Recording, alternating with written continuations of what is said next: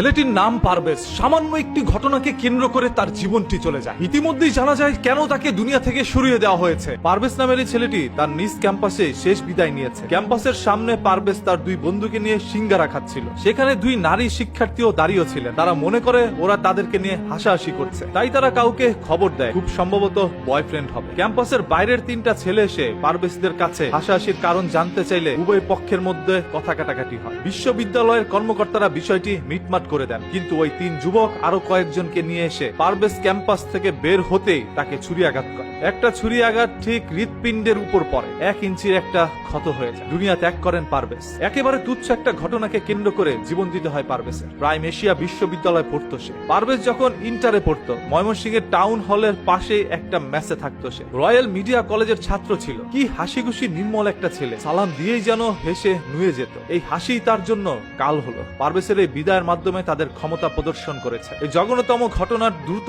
বিচার নিশ্চিত করুন। ভিডিও ফুটেজ আছে, অসংখ্য প্রত্যক্ষদর্শীর সামনে সে চির নিদ্রায় ঘুমিয়ে গিয়েছেন। এখনো তার হত্যাকারীকে গ্রেপ্তার করা হয়নি। সে ঢাবি বুয়েটের ছাত্র না, এজন্য কেউ চুপ থাকবেন না। সবাই আসামির বিচারের দাবি তুলুন। এই দেশের মধ্যে আবার দাবি না তুললে কারো বিচার হয় না। মানুষের জীবন নেওয়া এই দেশে এতটাই সহজ হয়ে গেল, যে খুশি যার জীবন নিয়ে যাবে। পারভেজের বাবা একজন প্রবাসী। সেই প্রবাসের মধ্যে বসে কঠিন পরিশ্রম করে পারভেজকে তিনি বাংলাদেশের মধ্যে পড়াশোনা করেছেন। মানুষের মতো মানুষ করে গড়ে তোলার জন্যই তার বাবার এই কঠিন পরিশ্রম। তবে আজকে হঠাৎ করে একটি আলো যেন নিভে গেল। পারভেজ তার বন্ধুদের সাথে হাসাহাসি করছিল, আর ওই মেয়েগুলো ভেবেছিল তাকে দেখে পারভেজটা হাসাহাসি করছে, যার কারণে সেই মেয়ের পরিচিত কয়েকটি ছেলেকে ফোন দিয়ে নিয়ে আসে। এসে পারভেজের সাথে বাগবিদণ্ডার মধ্যে জড়িয়ে যায়। কলেজের শিক্ষকরা বিষয়টি মিটমাট করে দিল। কিছুক্ষণ পরে পারভেজ যখন ক্যাম্পাস থেকে বেরোলো, তখনই ওই ছেলেগুলো আরো অসংখ্য ছেলেকে এনে তার উপর ঝাঁপিয়ে পড়ে, নির্মম ভাবে এই দুনিয়া থেকে তাকে সরিয়ে দেয়। ধরেই নিলাম দুইটি মেয়েকে দেখে পারভেজ হাসাহাসি করেছে, এই জন্য একটা জীবন দিয়ে দিতে হবে। ওই মেয়েগুলো কারা, ওই মেয়ের সাথে এই সকল ছেলেগুলোর সম্পর্ক কি, তাদেরকে দ্রুত বের করে আনো। এবং